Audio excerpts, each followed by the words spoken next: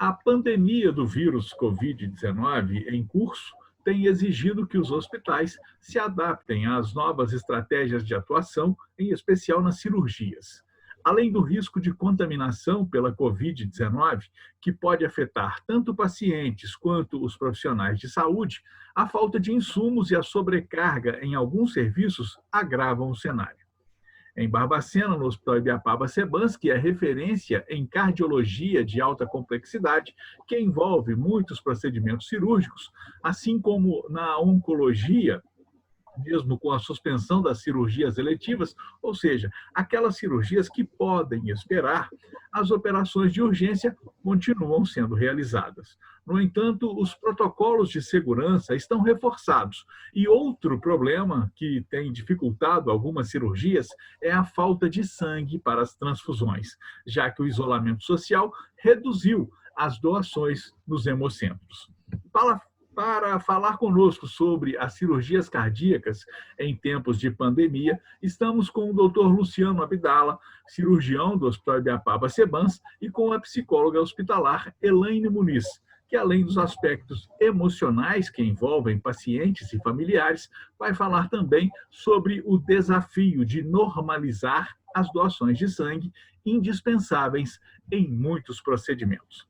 Apresentando nossos convidados, a quem desde já agradecemos a presença, o Dr. Luciano Abdala Ferreira, cirurgião, é formado pela Faculdade de Medicina de Barbacena, com especialização em cirurgia cardiovascular pela Real e Benemérita Sociedade Portuguesa de Beneficência, em São Paulo, e é o responsável técnico pelo serviço de cirurgia cardiovascular do Hospital Ibiapaba-Sebans, além de plantonista da unidade de terapia intensiva do mesmo hospital. A psicóloga Elaine Muniz é graduada em psicologia pela Universidade Federal de São João del Rei, pós-graduada em psicologia hospitalar pela Universidade Federal de Juiz de Fora e em psico-oncologia na Faculdade de Ciências Médicas Belo Horizonte. Elaine, seja bem-vinda ao canal BOL. Boa noite, Ricardo. Obrigada. Luciano, também seja bem-vindo ao canal BOL. Olá, Salim, muito obrigado pelo convite. Olá, Elaine, prazer estar aqui. Olá. Luciano, eu começo as perguntas por você. Nas cirurgias de emergência ou que não podem ser adiadas, todos os pacientes são considerados infectados do ponto de biossegurança? E além dos equipamentos de proteção, como a máscara N95, gorro, capote, proteção ocular, etc., o que mais é feito em termos de segurança no bloco cirúrgico do Hospital Ibiapaba? Bom, o Hospital Ibiapaba está com um protocolo de segurança muito rígido para os pacientes, principalmente os pacientes que nossa referência, cirurgia cardíaca e a oncologia, são pacientes que, apesar de ter um risco maior de contrair a Covid, são pacientes que não podem esperar para poder fazer o seu tratamento, com um risco maior de morte, de infarto, né? E realmente até de passar o momento ideal da cirurgia. Isso, quanto mais o paciente demora, maior o risco cirúrgico aumenta do paciente. Né? E, inclusive, a gente tem estudos revelando já que já tem um aumento de 50% de morte de pacientes que em casa. As pessoas aumentaram 50% a mortalidade das pessoas em casa, porque as pessoas estão evitando, às vezes, de procurar o tratamento médico. Como é que funciona o protocolo do Hospital Ibiapaba? A gente já tem um protocolo que parentes, prestadores de serviços, todos, inclusive os pacientes, são considerados infectados. Como que a gente faz isso? A gente tem, além como você falou, das máscaras, das proteções individuais, a gente já está internando os pacientes alguns dias antes, né? Os pacientes são monitorados com a sintomatologia, com a temperatura e também isso na internação do hospital. A segurança hospitalar, a gente tem uma restrição de movimentação dentro do hospital agora. Por exemplo, a UTI já não estão aceitando mais visitas regulares, aquela coisa toda. E o que acontece? A gente trata o paciente também como potencial de infectado. O paciente, o médico, todos os prestadores de serviço. Então, a gente faz toda essa restrição. No bloco cirúrgico, é uma restrição ainda maior. Todo mundo, qualquer um, prestador de serviço, o médico, o paciente, ele tem que fazer um checklist, responder um relatório e fazer uma aferição de temperatura, que a gente consegue monitorar. Claro, 100%, né, a gente não consegue, provavelmente, evitar, mas até hoje não teve problema nenhum de contaminação de paciente e de profissional de saúde, com essa toda a segurança, o paciente está em risco, o paciente está seguro, diminuindo o risco de qualquer complicação. Doutora Abdala, é verdade que os pacientes cardiopatas têm mais risco de evolução para a gravidade se contaminados com o coronavírus? E por que isso ocorre? Sim, o paciente cardiológico ele é um paciente já mais com uma complexidade maior. Então, naturalmente, com as outras patologias, tem um risco maior com gripe, com pneumonia, com qualquer... Porque ele tem uma imunodeficiência, ele tem uma resposta de deficiência atrasada com relação aos outros pacientes, né? Pela própria patologia cardíaca que ele tem, e normalmente também essa patologia cardíaca envolve também outras comorbidades, às vezes são pacientes fumantes, diabéticos, hipertensos. Então, naturalmente, isso já contribui. Tem uma teoria também, os pacientes têm uma maior predisposição do ECA, e aí em cima começou da angiotensina, mas isso é tudo especulação ainda. E como é que foi descoberto? Isso é puramente estatístico, né? Viram que os pacientes cardiológicos, apesar deles terem uma porcentagem X de infecção, normalmente eles complicam e têm uma mortalidade maior. Um estudo falando, por exemplo, que 4% dos pacientes infectados em um determinado local, 4% contraíram, 4% dos pacientes com coronavírus seriam cardiopatas, porém a mortalidade seria de 22%.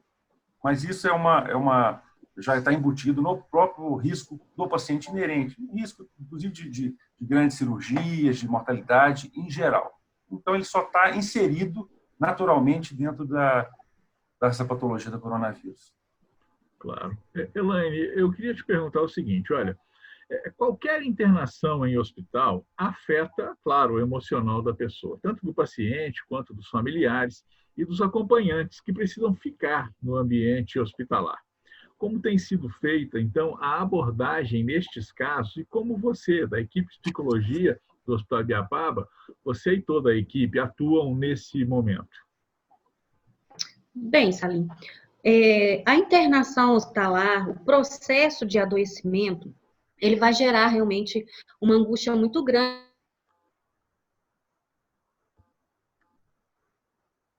Parece que o seu sinal, Elaine, deu algum problema. Congelou a imagem. Enquanto isso, vamos continuar a conversa com o Dr. Luciano. Doutor Luciano, vamos falar do pós-operatório, por favor. Ficou mais complexo com os riscos de contaminação ainda altos, como se verifica em Minas Gerais, o fato de muitos pacientes serem de outras cidades complica ainda mais a situação?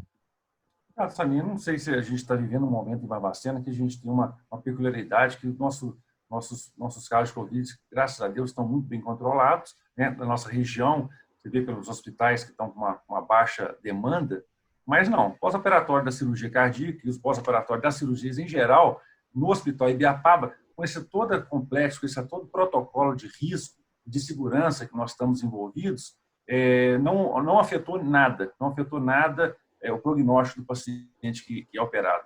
A gente tem as medidas baixas de proteção, a gente tem restrição de visita familiar, restrição de pessoas circulando dentro do hospital, as pessoas todas de máscara, toda pessoa que circula dentro do hospital usa proteção individual, usa máscara, o gel espalhado durante todo o hospital. Então, hoje, a gente considera o Hospital Ibiapaba como um hospital seguro. Até a parte dos pacientes que são internados lá, que tem uma parte para potencial paciente com coronavírus, é uma parte isolada do hospital que não tem qualquer comunicação com o resto do hospital. Então, o Hospital Ibiapaba hoje é um hospital muito seguro para o paciente lá ser internado, se fazer o procedimento, ser tratado. Claro. Agora, falando em números de quantas cirurgias de grande porte o Ibiapaba vinha realizando mensalmente e quantas ocorrem agora, nesse momento? Bom, Ricardo Salim, a cirurgia de Ibiapaba a gente faz aí uma média de 4, 5 por semana, sabe? Uma média de 15 até 20 cirurgias por semana. Como a parte da cirurgia cardíaca e também da oncologia não entrou nessa parte de restrição cirúrgica, nós continuamos com a nossa demanda. Então, o paciente cardiológico ele é atendido hoje não é postergada a cirurgia dele, não é postergado o tratamento por causa dos riscos que tem maiores dele ter que esperar essa cirurgia.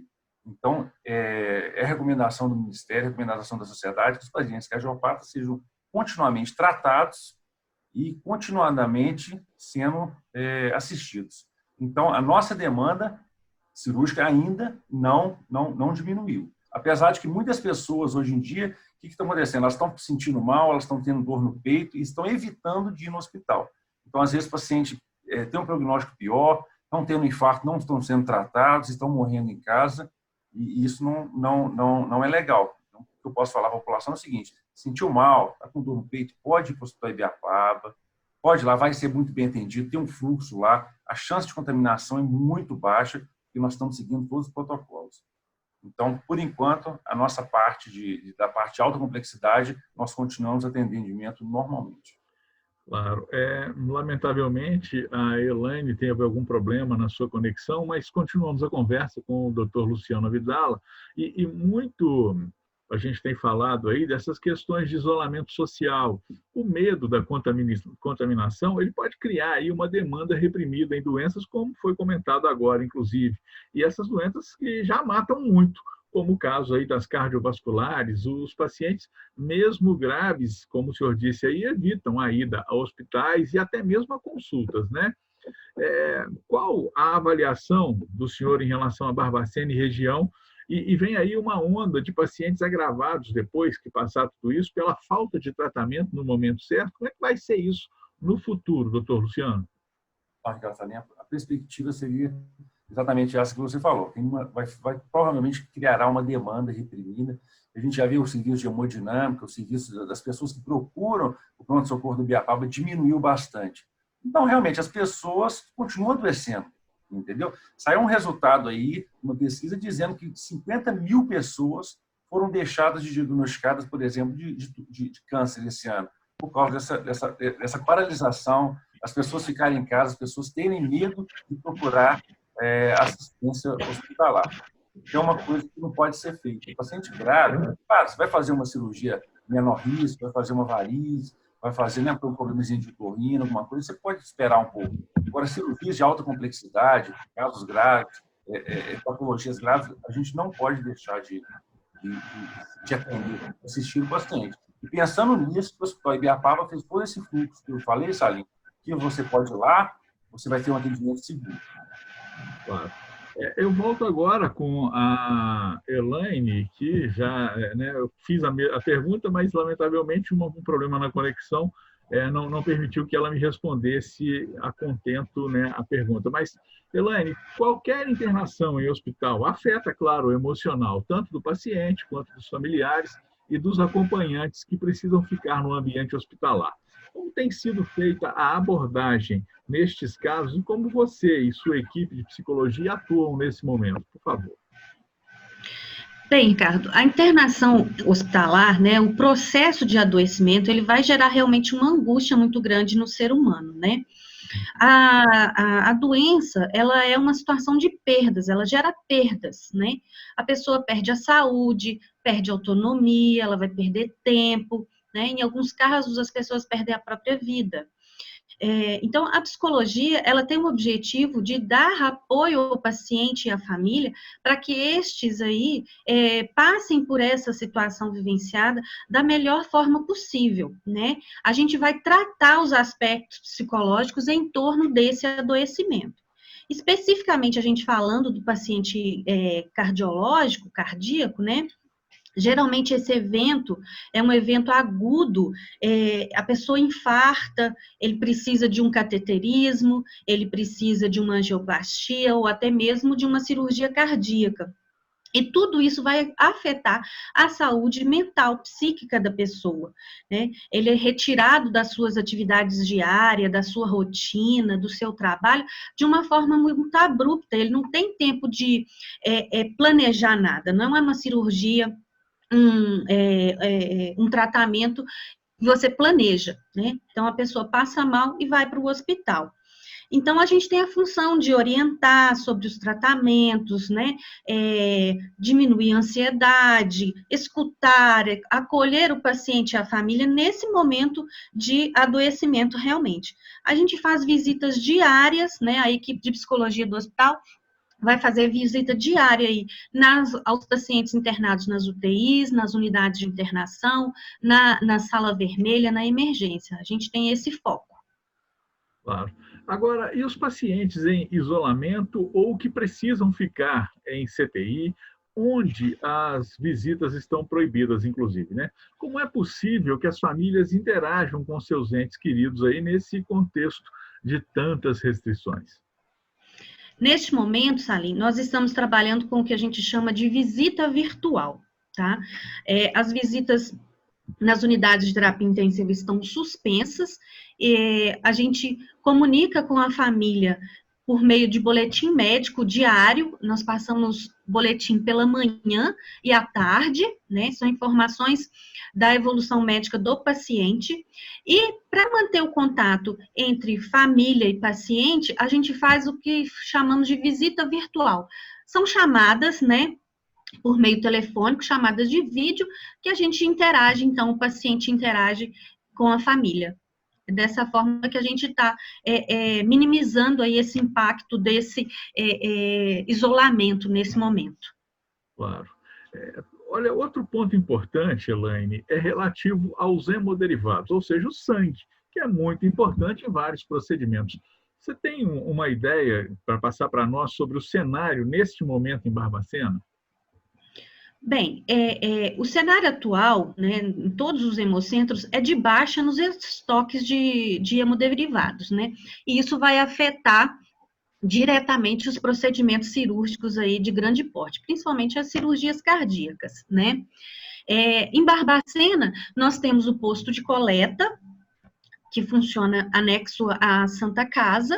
Ele funciona na segunda-feira, de 9 às 15 horas, né? Aí as pessoas devem entrar em contato pelo telefone 3339-2400 e agendar a sua doação.